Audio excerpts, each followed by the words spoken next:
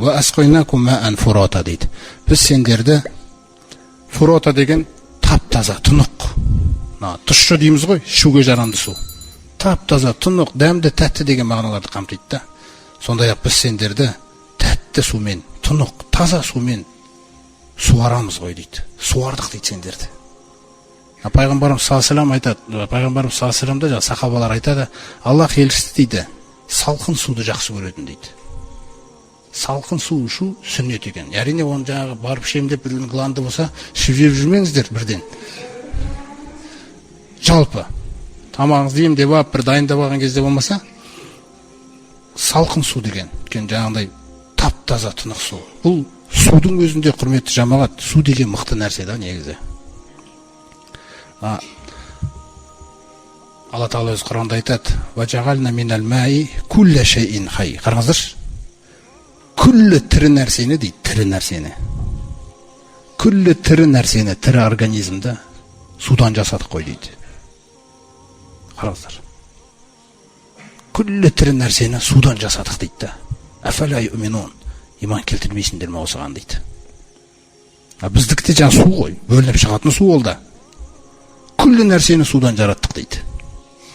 Осы ішетін осы салқын су, құрметті жамағат.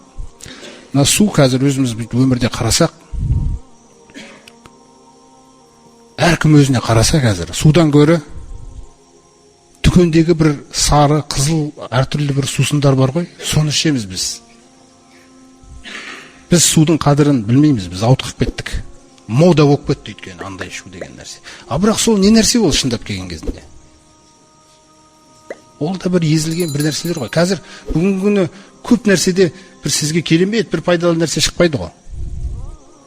Бүгінгі бизнес заманы. Өткізу керек. Бір нәрсе жасап, сату керек. Түсіндіңіз бе? Ал сол жаңа картошканы қуырып сатады мысалы, одан қаншама үй жоғы, неше түрлі ауырып, мысалы адам нетіп отыр. Үйде қуыра салсаң болады ғой картошканы. Жоқ, сен мода. Халықтан қалып қойма. Сол сияқты жаңа сусындар неше түрлі мысалы айтайық. Әрине, таза шырын болады. Мысалы жемістен сығылған таза шырындар. Ол Алланың таза жаратқан нәрсесінде мысалы. Ал енді қазір көп нәрсе, су, өзіңіз кәдімгі су. Бұған жететін нәрсе жоқ, құрметті жамағат. Бұның қадірін көтеру керек та. Үйіңде, өміріңде шөлдедің ба, су іш. Ай Раббым, қандай су мынау деп та. Судың ішінде жетеді сізге шипа болатын нәрселер. Көрдіңіз бе? Сол судың қадірін біліңіз да. Нәже Алла Тағала қадірін көрсетіп отыр ғой. Арайту мин асбаха маукум ғауран, фама яатикум бимаин мағин. Мысалы, Мүлк сүресінің соңғы аятында айтады: өздерің ойланып қараңдаршы дейді, адамдар. Шүкір етіп отқан жоқсыңдар. Адамдарға айтып отыр ғой. Шүкір етіп отқан жоқсыңдар. Алланы еске алмайсыңдар. Өздерің өмір сүріп жүрсіңдер. Енді анау ішіп жүрген суларыңды жердің астына жұтқыза салсам дейді. Тереңге жұтқызып әкетсем дейді, бұлақ қып шығармаймын енді ешқашан. Кім әкеп береді суды сендерге дейді. Қараңыз. Бірақ соны да соны істемей тұр ғой, Алла Тағала алып кетпей тұр ғой. Қарашы. Көрдіңіз бе? Өйткені жердің бетінде Алла Тағалаға шүкір ететін адамдар да бар да.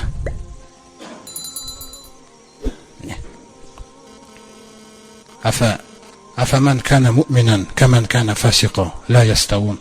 Муъмин болған біреу, пасық болған біреуге ұқсай ма дейді Алла Тағала. Екеуі тең емес қой дейді менің алдымда дейді. Соқтан біз де өзіміздің жаңағы су болсын, суды қадірлеп, тауға қараған кезде тауға да бүйтіп өтіп кетпей, тауға демалуға барғанның өзінде де қарап, я Раббым, мынау не деген керемет нәрселер, мынау не деген жаратылыстар деген зікірлеріңізді тастап кетіңіз.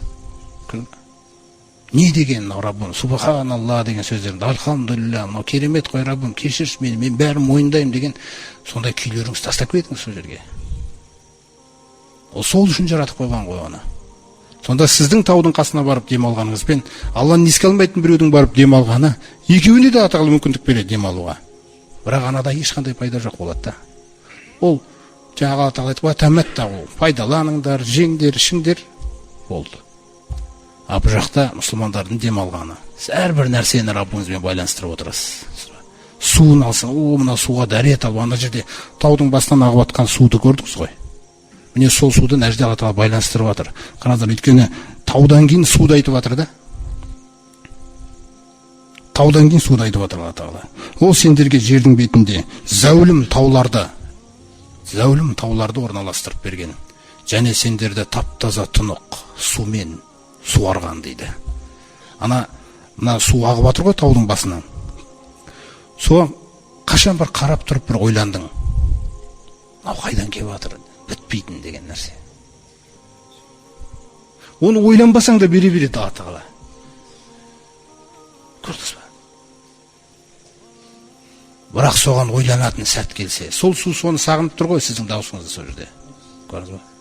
Бір құл айтты ғой деп та. Ана судың өзін қараңыз, таудан кеп жатыр да, мысалы, тоқтамайды кеп жатыр, салқын су, тап-таза тұнық су кеп жатыр. Адамдарды Алла тағала айтады, ямуруна алейха, адамдар қасынан өте салады дейді. Ва хум анха муғридун, теріс айналады дейді. Көрмейді, мән бермейді ғой дейді. Тіпті бір жалқау болса, еріншек болса дейді Алла тағала, анау айдаладағы белгілерді емес, өзіндікін көрсетуге шақырайшы дейді, мән беруге. Сөйтіп айтады, фалянзурил инсану мимма хулиқа, қараңыздар, адам қарасыншы неден жаралғанына дейді. Тіпті алыстарға бармай-ақ қой дейді.